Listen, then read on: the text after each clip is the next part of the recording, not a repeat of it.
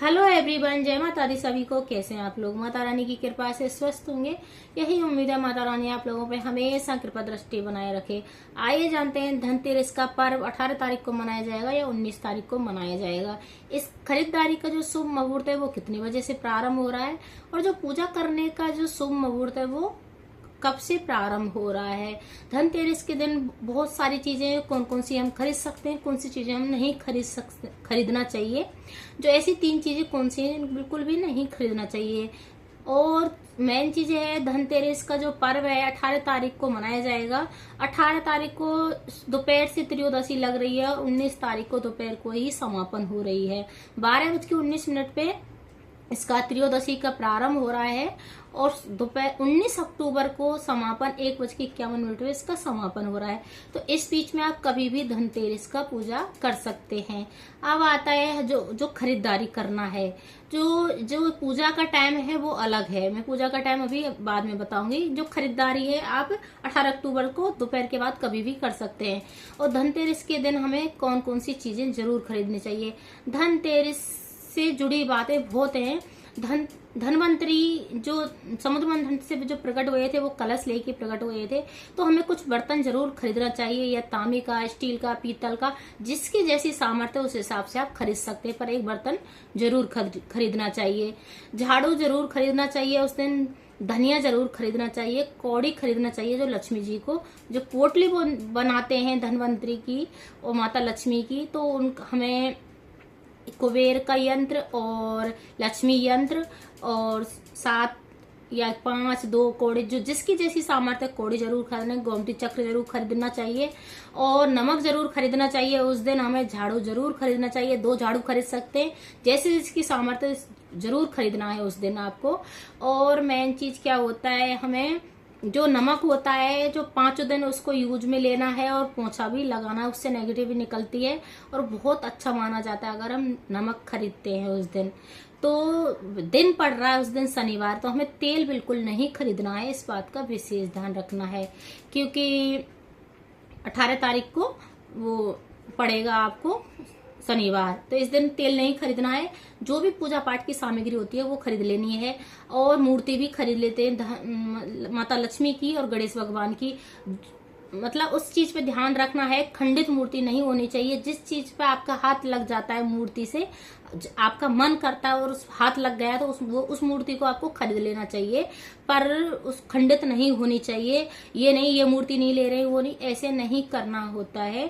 अब आता है धनतेरस के दिन कुछ चांदी का धातु भी खरीद लेना चाहिए। चांदी, सोना, तांबा, स्टील, पीतल, जो जैसी जिसकी सामर्थ्य उस हिसाब से आपको खरीद सकते हैं। लक्ष्मी गणेश की मूर्ति खरीद सकते हैं। अब आता है ऐसी कौन सी चीज नहीं खरीद सकते, तो हमें तेल नहीं खरीदना है उस दिन। नुकीली चीज जैसे चाकू, कील वगैरह हमें धनतेरस के दिन बिल्कुल भी नहीं खरीदना है, इस बात का विशेष ध्यान रखना है। और धनतेरस के दिन दीपक खरीदना भी बहुत अच्छा माना जाता है, तो दीपक भी खरीद के जरूर लाना चाहिए। और जैसे यम दीपक निकालते हैं बहुत लोग नरक चतुर्थी को निकालते हैं, बहुत लोग 5 दिन यम का दीपक निकालते हैं। धनतेरस से लेके भाई दूज तक यम का दीपक निकाला जाता है और बहुत लोग नरक चतुर्थी के ही दिन निकालते हैं। नरक चतुर्थी के दिन ही शिवरात्रि पड़ेगी, तो मासिक जो शिवरात्रि है नरक चतुर्थी 19 तारीख को ही लगेगी, तो आप उस टाइम आप नरक चतुर्थी का यम का दीपक भी निकाल सकते हैं। और 14 दीपक लगाए जाते हैं नरक चतुर्थी के दिन, तो इस बात का भी विशेष ध्यान रखना है।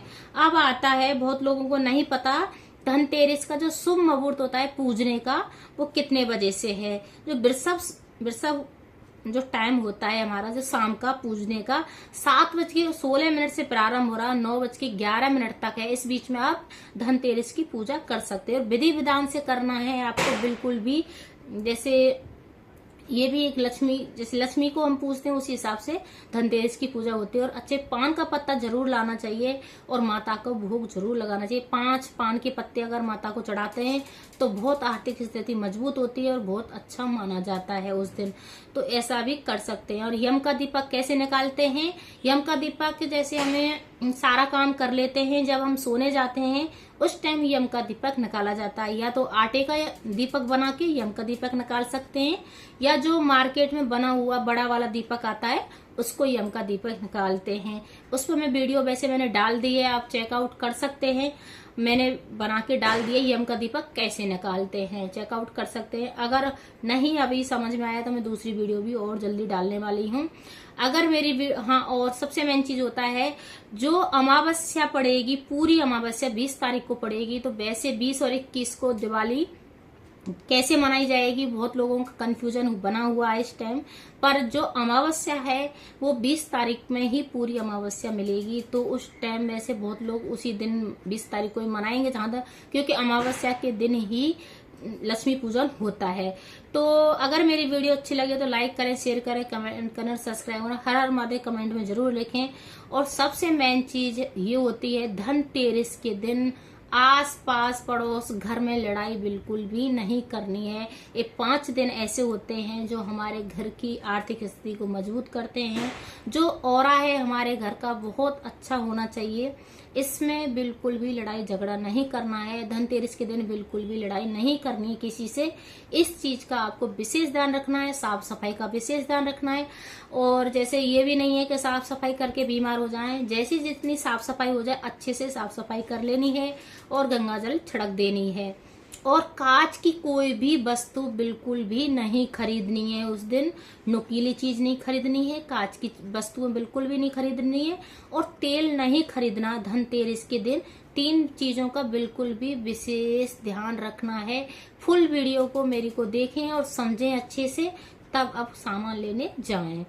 जय माता दी सभी को।